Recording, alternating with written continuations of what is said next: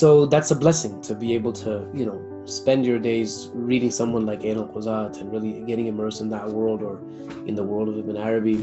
You can never really, no matter how much you accomplish, or no matter how much you think you can accomplish, there are always going to be people out there who know a lot more than you. So it's a very good lesson for you, right?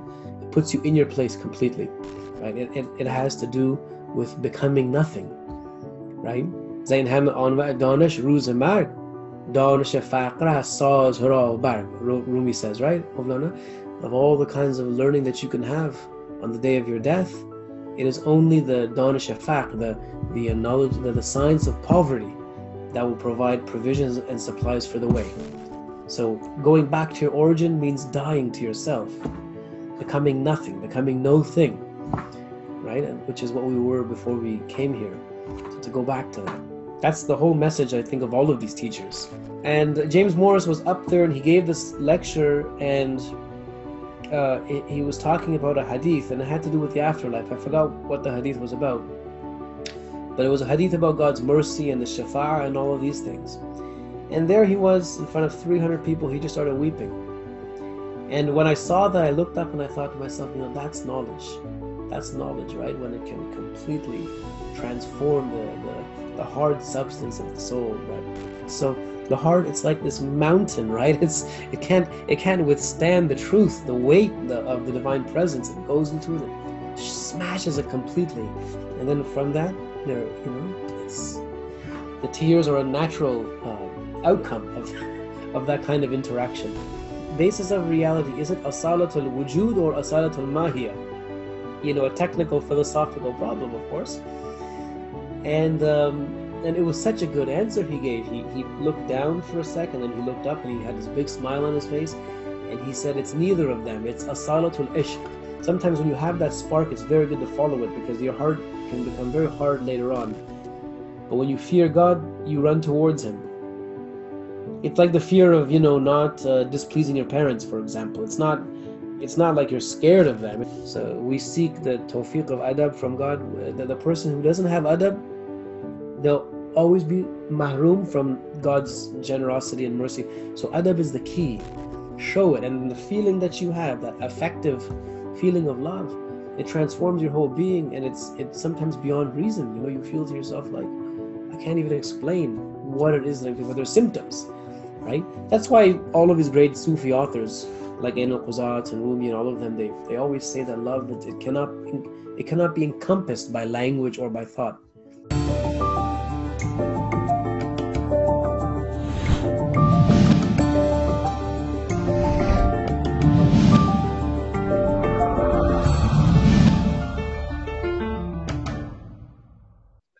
الرحمن الرحيم. السلام عليكم ورحمة الله وبركاته. نرحب بكم في سلسلة حوارات فكرية ومعرفية على قناة حيرة. So welcome, and in this interview we are interviewing Dr. Mohammed Rustum. He's a professor in Carleton University in Canada in the College of Humanities in the field of Islamic philosophy and Sufism and Quranic studies. He teaches courses on Islamic mysticism, Rumi and the way of life, and classic Islamic thought. He's the author of several books, such as The Triumph of Mercy, غلبة الرحمة, Philosophy and Scripture in Mulla Sadra. He's co-editor of the Study of Quran, which is a new translation and commentary of the Quran, with an academic group with the supervision of Dr. Sayyid Hussein Nasr.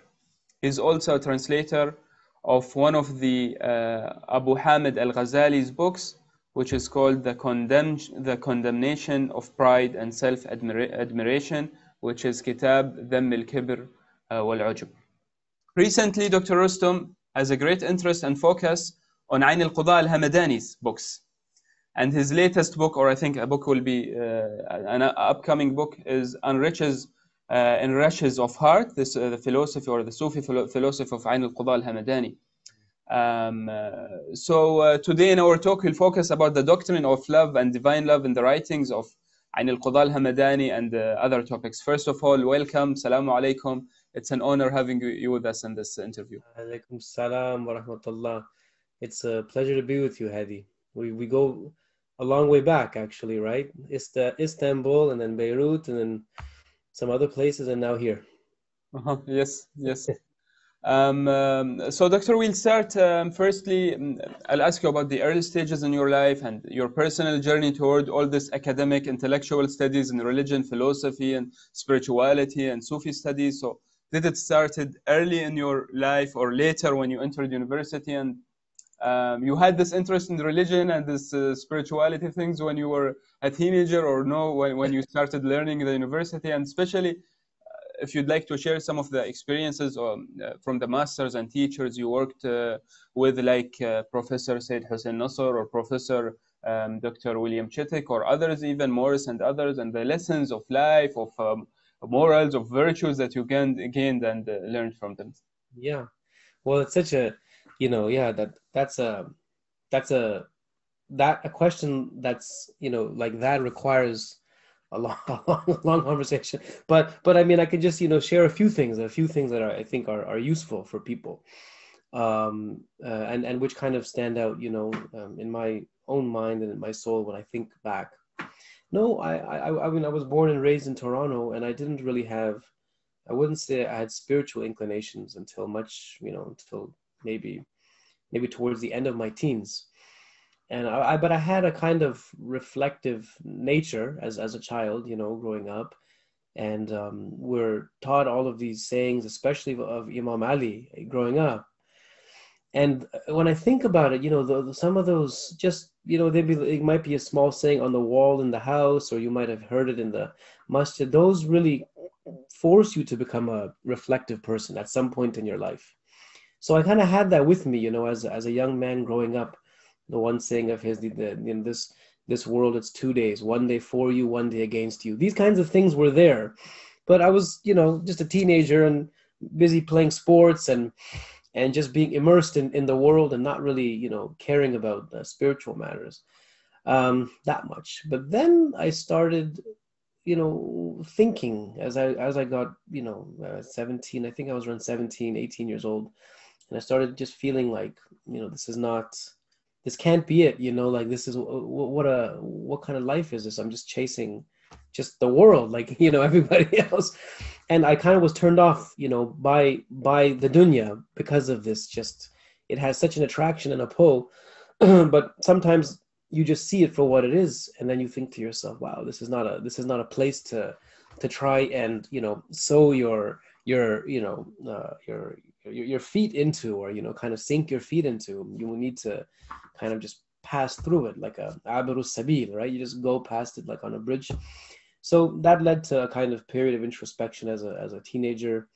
And I remember reading a lot of Quran, Nahjul Balagha. I read all in English, Nahjul Balagha, all these books, because I didn't know Arabic at that time. I didn't know Arabic or Persian. I just kind of just had English, and then I thought one day I should get serious about this. And so I remember it was I said to my father, I'd like to, maybe seriously study Islam. And I didn't know, what was out there, but I heard people were saying, oh, you should go to home.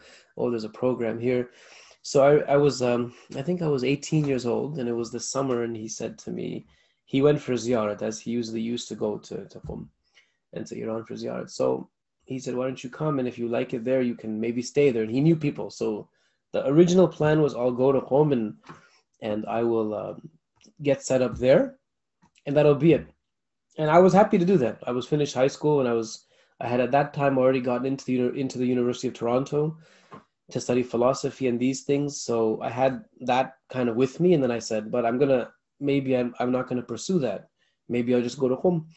And I didn't know, like I said, I didn't know anything about Irfan, or I just thought, I want to read Quran, I want to learn, the fiqh, and, I had some good role models to look at, like Brother Hasnain Rajab Ali, who's a well-known speaker and scholar in North America, especially very popular still. And another one was Sheikh Arif, who's at the Al-Mahdi Institute now in Birmingham. But these were like, very important people I used to look at when I was young. I thought to myself, I'd like to, You know, what they have, that kind of knowledge, that's what I wanted. So kind of started there. When I went to Qom, I realized that I think I should just stay in North America. That was my first, not because I didn't want to be there, but because I thought, you know, I have an opportunity to go to the university, and everyone that I met there, the students, the talibas that were there, they were all saying, well, we'd like to come to Toronto. And I thought, maybe we can trade places. So I'm glad that I did stay in Toronto, because that was also a time to, you know, it just opened up a lot of doors in different ways, in ways that I wasn't expecting.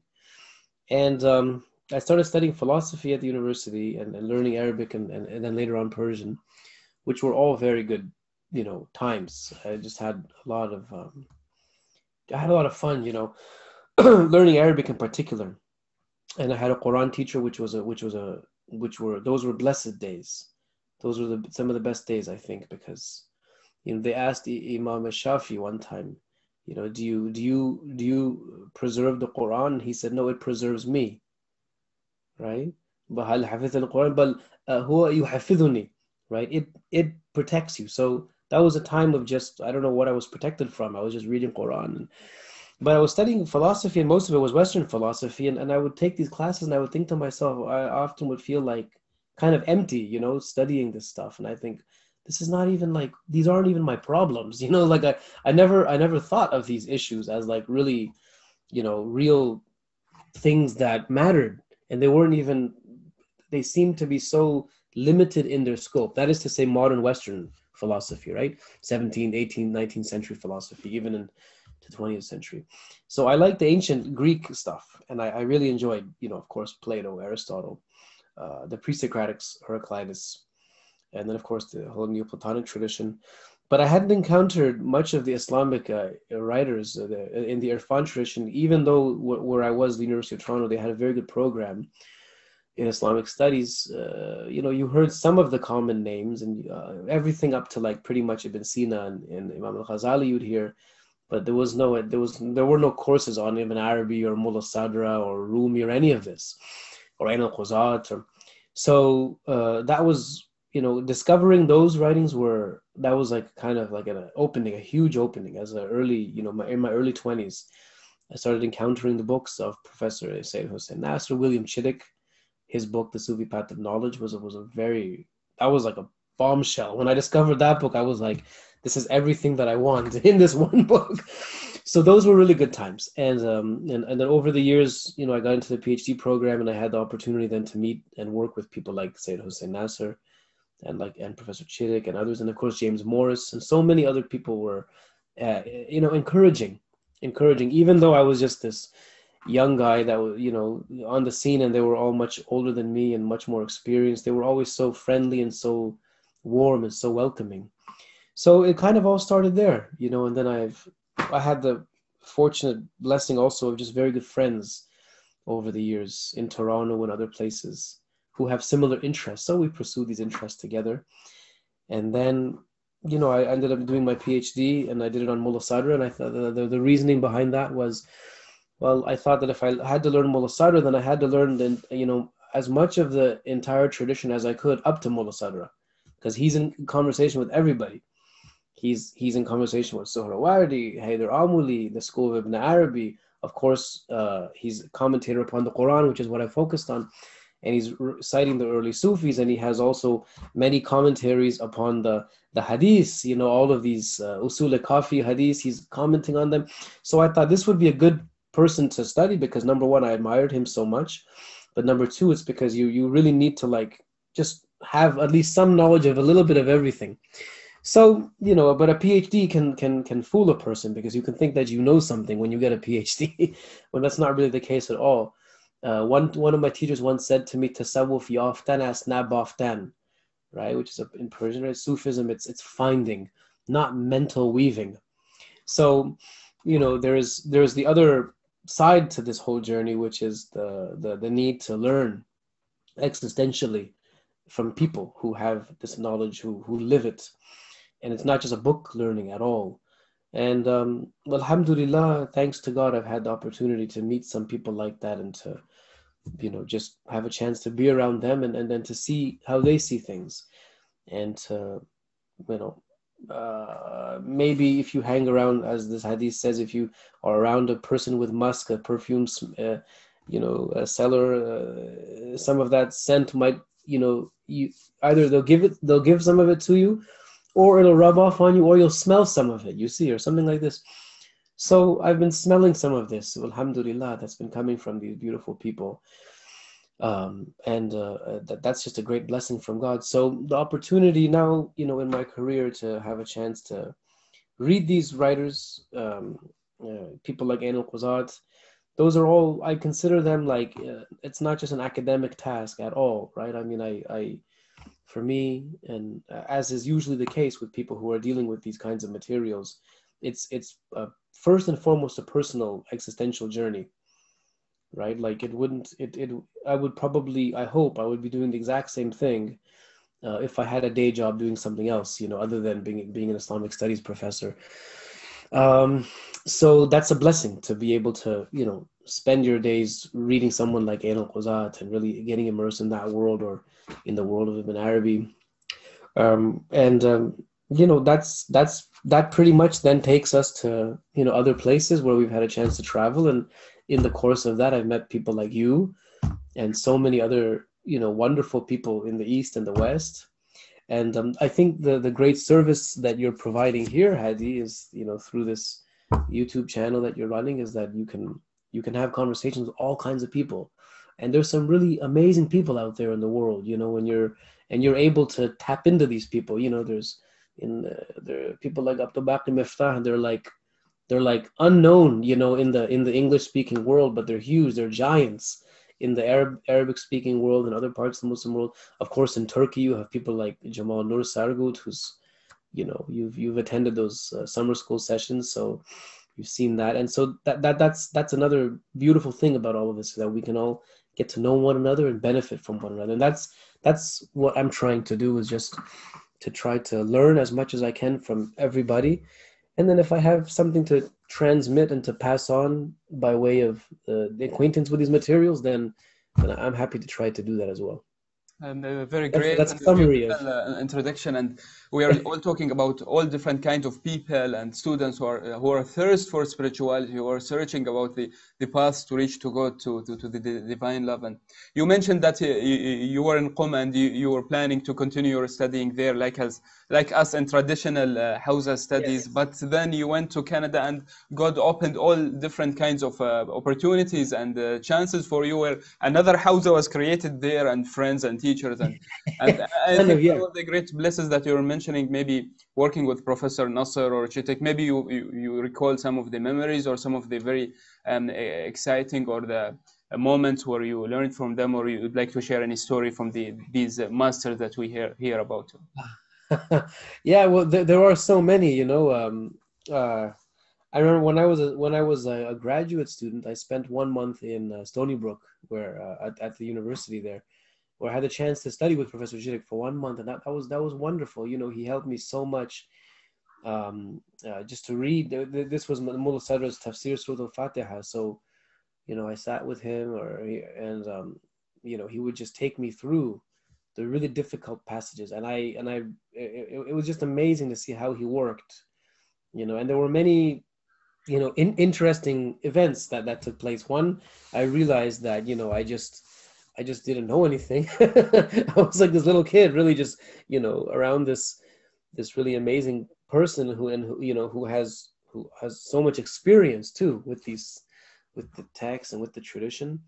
But I think what I walked away with from those sessions was, I thought to myself, you can never really, no matter how much you accomplish, or no matter how much you think you can accomplish, there are always going to be people out there who know a lot more than you. So it's a very good lesson for you, right?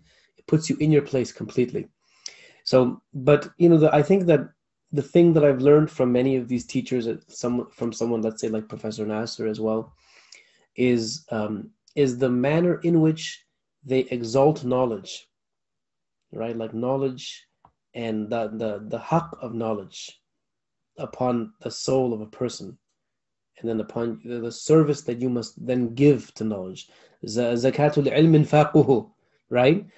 and that kind of service to knowledge also then means, you know, putting aside all kinds of petty concerns, you know, qeel wa qal kind of attitude that some people get caught up into.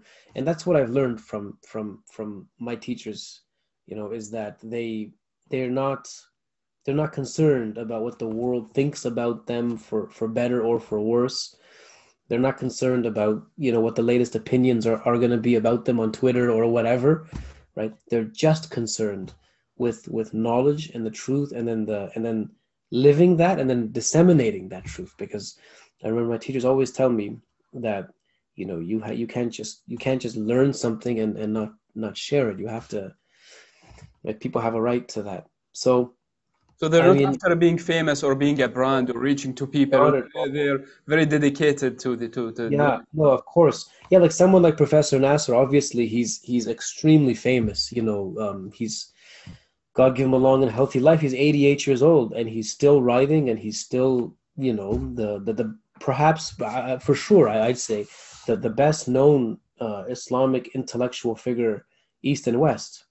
I mean, you know, there's books about him. There's so many books about him. Just his own bibliography goes to about 300 pages as a book, just his own writings, right? So someone like that is such a status that he has. But when you speak to him and you spend time with someone like that, you don't get any of that. He's not concerned about, you know, what his status is. It has no, you know, relevance to him, right? Because he's got his, as they say in English, eyes on the prize. I remember in one of the books that was dedicated to him, it's called The Library of Living Philosophers, you know, and it's a kind of tribute to a contemporary philosopher that's done by Western scholars, and they basically have like it's a collection of essays where they evaluate the author's ideas, different essays, critical, and sometimes, you know, just assessing his views, and then the author then has a chance to reply to these. And so in that series, you've had, you know, like the people who've been the subjects of these Library of Living Philosophers have been people like Albert Einstein, Jean-Paul Sartre, you know, well-known names, well-known intellectual figures, philosophers. And of course, Professor Nasser. There's I think the issue, the 2001, it came out, and in one of the essays, this is very telling. This summarizes everything that I think, you know, one can, you know, one should say about what's it really all about, and what is someone like him writing for. One essay said, you know, he is the most original thinker, or something like this. They use the word original. And in his response to that essay, he said something like, you know, I don't care about being original in any sense, except in the true sense of the word, to go back to the origin. Al-mabda wal-ma'ad, right? To go back to the source. Because that's as original as he wants to be. That is to go back to the source, not to be some kind of, like, you know, creative new thinker. This is a very different model, right? So people like that, they're concerned with the beginning, right, where they came from, not anything else. And so that also then, of course, instills in people who listen to these teachings and who inherit from them and learn from them and try to emulate them as best as they can, and to really try to realize that for themselves. It gives you a sense of perspective, right? You realize, oh, it's not about me and how creative I can be, or how intelligent and how, you know, fascinating my ideas can be, right? It has to do with becoming nothing, right? Zayn ham on danish ruz marg danish faqra saz hara barg, Rumi says, right, Mawlana?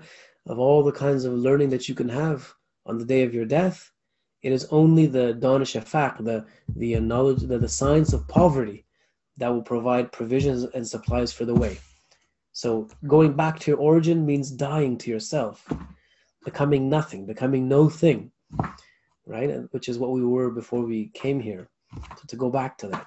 That's the whole message, I think, of all of these teachers. This is the spirit that I felt from Professor James Morris also when we met him in Turkey, that you feel full humbleness, the full kindness. You feel his tears also when he's teaching, and you feel. Yeah. And he says at the final day of the course, he says that you are the teachers, because when you were asking me every day, you were creating different types of thinking for me. So you are my teachers, and thank you for you. So don't thank me, but I'm thanking you. So you kind of feel the real spirit of the person there. For sure. Speaking of James Morris, I have a nice story about him, because you wanted stories. So I'll give you one this was my own experience. I think it's probably the second time that I had met him, and we were in Ankara in Turkey together. I think it would have been 2012, probably. Yeah, I think so. And it was this big conference on Haji Bayram Vali. It was a big patron saint of Ankara, and there were all kinds of people there, like dignitaries and really important people in Turkish society, and scholars and Sufis and students. And it was this big hall of 300 people, including, I believe, the governor of Ankara was there. And James Morris was up there, and he gave this lecture, and he was talking about a hadith, and it had to do with the afterlife. I forgot what the hadith was about, but it was a hadith about God's mercy and the shafa'ah and all of these things. And there he was in front of 300 people. He just started weeping. And when I saw that, I looked up and I thought to myself, that's knowledge. That's knowledge, right? When it can completely transform the hard substance of the soul that naturally coagulates as we live in this world of multiplicity and materiality, and the consolidation of matter that's all around us, and that forces us to become so stiff. And then when the knowledge comes, right, it crushes the person completely, right? لو أنزلنا هذا القرآن على جبل رأيته خاشعا متصدعا من خشية الله. Exactly like that, right? So the heart, it's like this mountain, right? It can't withstand the truth, the weight of the divine presence. It goes into it, it smashes it completely, and then from that, it's the tears are a natural outcome of that kind of interaction. Actually, a very important point you are mentioning, and just a few minutes ago you mentioned also, which is engaging in these stuff, in this knowledge. It's not only an issue of conceptual or theoretical involvement. It's an issue of embodying, living, feeling, or going through. Here's another story. Okay, yeah, exactly. Because you mentioned that, here's one that I think, again, so I've given you a story. I told you something about Professor Nasser, something about James Morris. I'll now tell you a nice story about Professor Sheitik. One time, we were at a conference, and there were like 30 students around him, as usually is the case. If you're at a conference and you find somebody like that, people will want to go around him and learn. So some of them were philosophers, some of them were theologians, some people had training. Most of them were Muslims, and they really wanted to ask Professor Sheitik the difficult questions, because he's so good at answering these questions for people like us. And one guy, he said, so tell me, is the basis of reality, is it Asalatul Wujud or Asalatul Mahiyya? A technical philosophical problem, of course. And it was such a good answer he gave. He looked down for a second, then he looked up, and he had this big smile on his face, and he said, it's neither of them. It's Asalatul Ishq. It's Asalatul Ishq. Right. So love has that ability to transform a person, right? And then when you get into the language of love and the world of love, the intellectual conceptualization of these things, even though it's very important, it can never really do justice to to what love really is. When you fall in love, for example, right? You can't just write about that and conceptualize it. You need to go show it, and the feeling that you have, that affective feeling of love, it transforms your whole being, and it's sometimes beyond reason. You feel to yourself like, I can't even explain what it is, but there's symptoms, right? That's why all of these great Sufi authors like Ain al-Quzat and Rumi and all of them, they always say that love, it cannot be encompassed by language or by thought.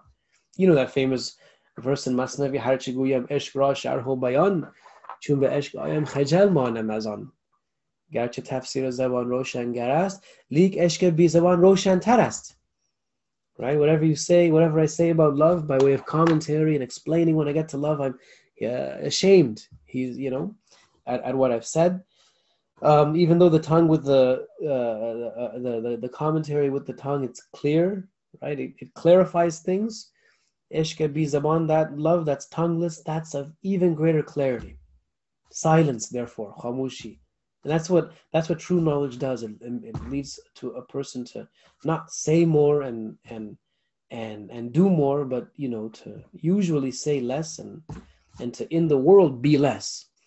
Right, and many of us mistake that for a kind of weakness, but it's a great virtue. And let's say in Sufi virtue ethics, for example, humility, silence, poverty, brokenness of soul, khushur, tawadu, all of these things are the best kinds of attitudes that a person should be cultivating, right, in themselves, because of the greatness of God and because of their own nothingness. A very deep answer you mentioned from Dr. Sheitek. It's about أصالة الوجود or أصالة الماهية. He said أصالة العشق, and actually if we نتأمل in his answer, we feel like if you want to be a real person who exists, if you want to understand what is wujud, then you have to go through wujud, which can't be done only through love, like through being, or wujud is actually from wujdan if we compare the two terms. That's right. So it's a very true answer. Like I think he means that don't be bothered too much about the conceptual issues or about the al-khusumat al-fikriya or about terminologies, but just try to reach to true knowledge, which has another path. I think is that's right. Exactly. Because why? Because if you don't take the time to walk that way, then your life, it might end, and you might think to yourself, like so many people do, well, I need to learn all the all the different terms, and I have to learn all the jadal and the art and all of this stuff, and then I got to learn all the madahib of fiqh and all of these. But there's no guarantee that by the time you're done that number one, you'll be interested in these spiritual matters. Sometimes when you have that spark, it's very good to follow it, because your heart can become very hard later on, and then you can become like a rationalist, and you can be a believer, but it might not be something that's transformed entirely within your soul, the knowledge and faith that you have. That's why many of these rationalists in this Islamic tradition, for example, many of them have had crises towards the end of their lives, or they gave up some of their reliance upon their own intellectual faculties. Not to say that they became irrational, but that they recognize that this is not what it's all about. It's not about categorizing and conceptualizing things. It's about being something, and that is to say, to become nothing. To become nothing, you become everything. Again, going back to look at that verse from Mawlevi, he always says it so well. There's that one, the famous one, Pai istilalian chubin bovad, Pai chubin sakh bitam kim bovad. That's exactly what we say in Arabic, أرجل الاستدلاليين من خشبة لدونه can yes, exactly, precisely, right. It's just wood, right? And so of course that's not to say that these philosophers don't have a leg to stand on. Of course they do.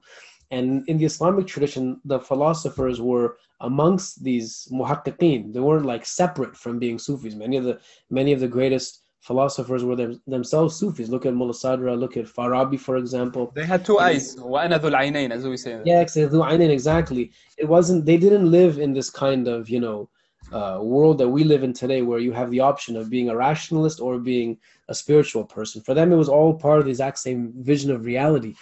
But for people who just try to focus on developing the rational skills, you can spend your entire life doing that, and you may get nowhere, actually, right? One thing that Professor Nasser told me when I was a young man, I remember, I don't know how it came up, but it was a conversation that we were having, and he said to me, a person who gives themselves completely to God, they don't lose their intelligence. You don't actually become less intelligent. He says by giving yourself completely to the Irfan and these things, and ultimately to knowing God through the heart, he says you become more intelligent. You don't become any less intelligent. I've never met an Arif Billah who was stupid, right? Because they're not stupid people. You know, they are people whose vision is completely transformed. And if you sit down with them, they're logical individuals. It's not like they've somehow given up their logical faculties for in the name of love. No, rather they now have, you know, they've had this vision, they've lived through it, they've as they say, been there, done that, and then now they're coming back and generously sharing with us in a language that we can understand what it's all about. And what it's all about, they say, we can call it love, but another term that is most commonly used in the Akbarian tradition is tahqiq, right? Tahqiq, which some people translate today like in the, you know, modern Arabic, it's like to edit a text.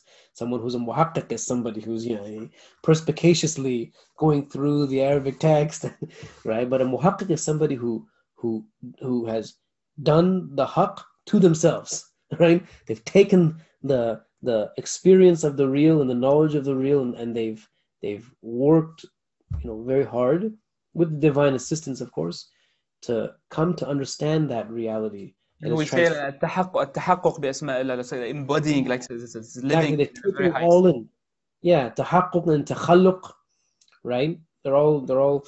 So they do that, and the goal of tahqiq, it's not to, you know, write articles or to write books, right? Sometimes you have people who have this vision and they do write and they can share that in writing. That's possible.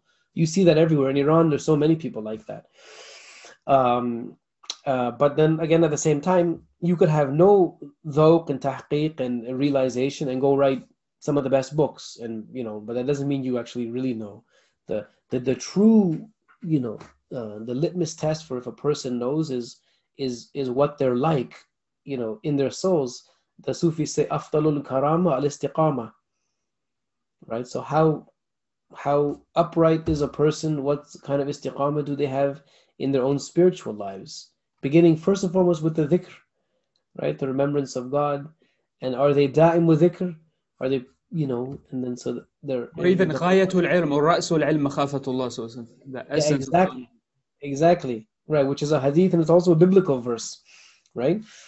And that makhafa, it's not fear of God like you fear an enemy, right? Like Imam al-Ghazali says, when you fear a human being or an animal, you run away from it. But when you fear God, you run towards him. It's like the fear of, you know, not displeasing your parents, for example. It's not like you're scared of them. It's like fear of separation, fear of the majestic names and qualities. Yeah, you don't want to. You don't want to disappoint them. You know what I mean? Like, they're your parents. So you have that kind of love and reverence and respect. And that's what I think, you know, one of the things these teachers talk about, past, present, and, you know, always, it's the question of adab. You know, and that's another thing that I feel like, you know, I'm thankful to have seen people, how they interact with adab, what that means. You know, many of us don't understand that, you know, in this way of looking at things, as they say, at-tasawwuf kulluhu adab.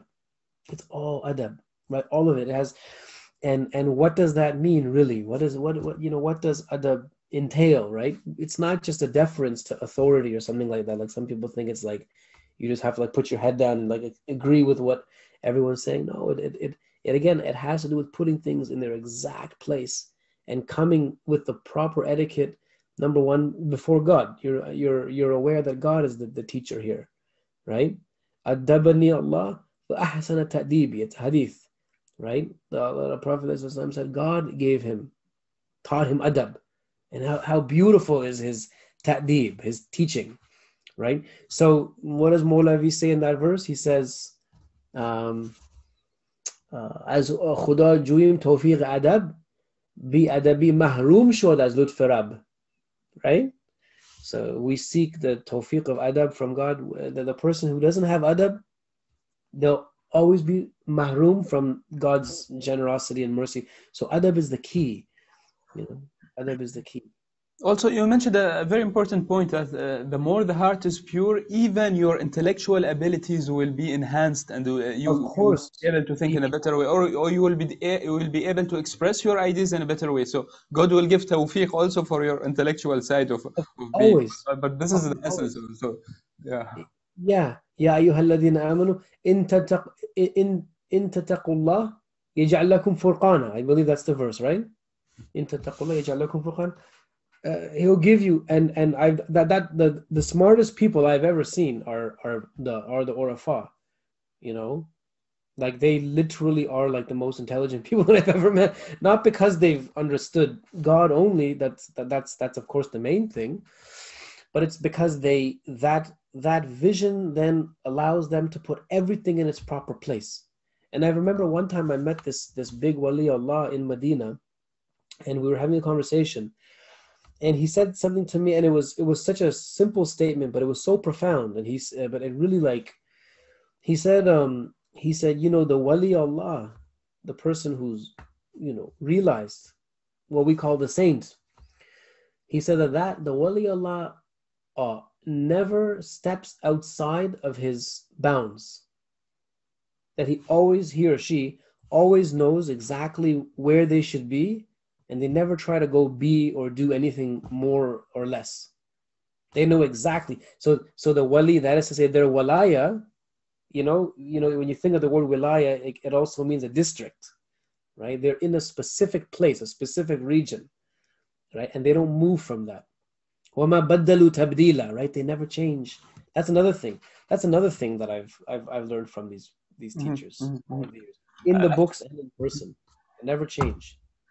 Actually, Doctor, in this long introduction, which is turned into our whole interview, there is an important point that we are talking about, which is gaining knowledge and gaining virtues throughout connection and being in touch with masters or awliya or great teachers or great ulama rabbaniyin, which is an important point, I think, because when we talk about Sufism or Arfan or even akhlaq, in traditional Islamic thought, we always talk about gaining this stuff and being in circles or mosques or places of knowledge where awliyaullah, where ulama rabbaniyin, where teachers are there. We seek teachers. We search about masters and guiders and teachers. And I think you're insisting on a point, even now in the Western life, on the Western academia, such people that you're mentioning or different, they are providing a new house or for seekers or for people. They're providing this.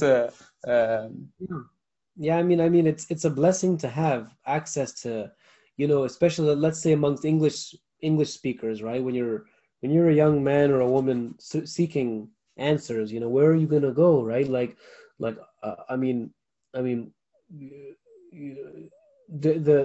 myth that you need to learn Arabic and Persian and Turkish and Urdu in order to go access truth or something like that.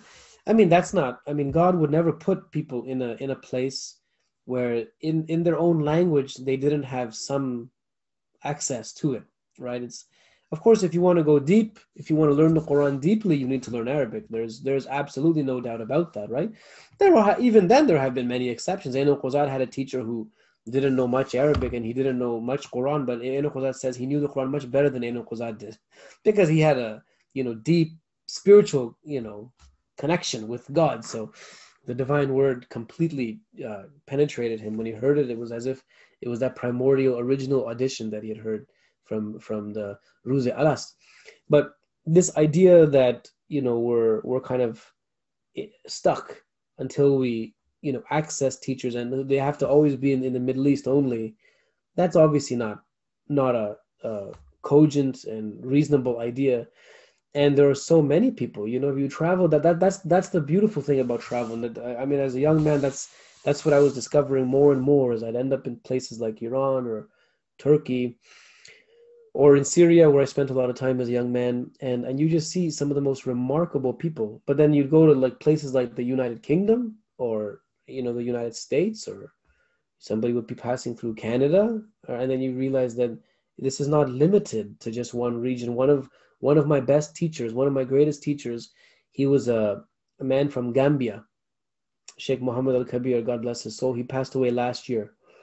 and he was a he was a Tijani Sufi master. He was one of the greatest kept secrets in all of North America. Very few people knew about him, but he was, he had all of the things that we're talking about, right? It was like literally, he was literally in people's backyard, literally like in Toronto where I live. He was like kind of living in this, near the airport. I mean, it was very common, and anybody could visit him. And a lot of people found out about him, did visit him, but still people didn't realize what he was worth. He was a living saint right there in his apartment. People could visit him. He'd pray for them. He'd solve their problems for them. He literally was a miracle worker, like literally. And, if you've had the blessing to meet people like that, then, I think that, I see our young people, young Muslims, enamored by Western thought, enamored by secular theories, not just Western thought, but secular theories that come out of the West.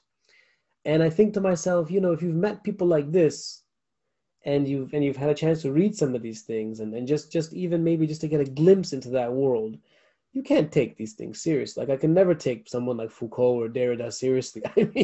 I mean that's like the dregs of Western thought. Those are like, those are like that's not even high intellectual culture, right? They're nowhere near someone like, let's say, Kant or something like that, right? But even someone like Kant, I mean, after you met this Tijani master or people like that, you think to yourself, what do they really have to offer me? Not much.